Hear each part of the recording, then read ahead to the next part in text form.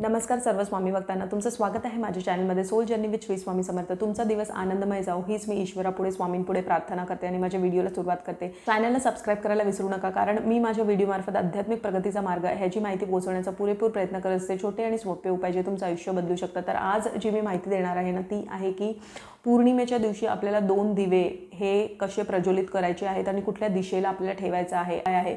बघा, पौर्णिमा आणि अमावस्याच्या वेळी जे उपाय आपण करतो ना ते खूप खूप खूप फलित होतात। कारण पौर्णिमा आणि अमावस्याच्या वेळी आपले जे ग्रह असतात, ठीक आहे, ते जर काही आपल्या कुंडलीमध्ये जर काही दोष असेल तर त्याचं निवारण होतं अमावस्या आणि पौर्णिमेच्या दिवशी उपाय केल्याने, ठीक आहे। त्यावेळी उपाय करणं हे खूप गरजेचं असतं घराच्या सुख शांतीसाठी, घराच्या भरभराटसाठी, घरात एक शांतमय वातावरण राहण्यासाठी, ठीक आहे। बिकॉज बघा, पौर्णिमा आणि अमावस्याच्या वेळीच सगळ्या काही गडबडी सुरू व्हायला सुरुवात होतात। बाजूचं वातावरण हे बदलतं, मन विचलित होतं, मानसिक स्थिती आपली बदलते। तर त्यामुळे हे सगळे छोटे उपाय करणं गरजेचं आहे। तर तुम्हाला त्या दिवशी काय करायचं आहे की तुम्हाला 2 दिवे घ्यायचे आहेत। मातीचे दिवे तुम्ही घेऊ शकता। त्या दिवेमध्ये तुम्हाला तिळाचं तेल हे टाकायचं आहे, ठीक आहे। आणि त्याच्या ज्या वाती आहेत ते तुम्हाला नारळाच्या तेलाच्या वाती ह्या घ्यायच्या आहेत, ठीक आहे। त्यामध्ये तुम्हाला अखंड 11 तांदूळ हे दोन्ही दिव्यांमध्ये टाकायचे आहेत।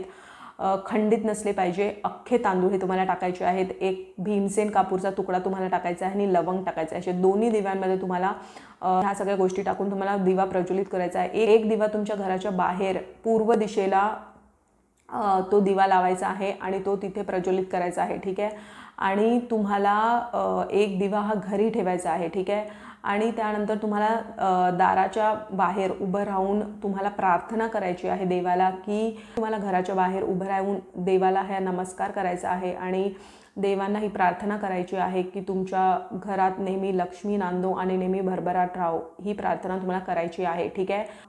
ते 2 दिवे तुम्ही नंतरही वापरू शकतात, त्यातलं तेल फक्त नसायला पाहिजे आणि नंतर ते तुम्ही दिवे दोन्हीही वापरू शकतात। ह्याच्या व्यतिरिक्त ना, जर तुम्ही बाहेर ठेवला असेल, वाऱ्याने वगैरे जर दिवा विझला तरीही चालेल, ते परत प्रज्वलित करायची गरज नाही। जर तुम्हाला जमत असेल तर करा, नाही केलं तरी चालेल, ते दिवे तसेच ठेवून द्या, ठीक आहे। अशा पद्धतीने तुम्हाला हे 2 दिवे पौर्णिमेच्या दिवशी प्रज्वलित करायचं आहे, सूर्याला अर्घ्य दिल्यानंतर, ठीक आहे। तर लगेच मी असा दावा नाही करत की लगेच काहीतरी चमत्कार होऊन जाईल, पण बघा, पौर्णिमा आणि अमावस्याच्या वेळी जे केलेले उपाय असतात ते आपल्या आयुष्यात परिवर्तन आणण्यासाठी असतात। म्हणून हे छोटे छोटे उपाय पौर्णिमा आणि अमावस्याच्या वेळी हे करत राहावं, ठीक आहे। हीच माहिती मला आज द्यायची होती। जर तुम्हाला हा व्हिडिओ मार्फत महत्त्वपूर्ण माहिती भेटली असेल तर प्लीज माझ्या चॅनलला सबस्क्राइब करा। स्वस्त राहा, स्वामींच्या नामात आपलं मन रमून राहा आणि कोटी कोटी धन्यवाद हा व्हिडिओ बघितल्याबद्दल।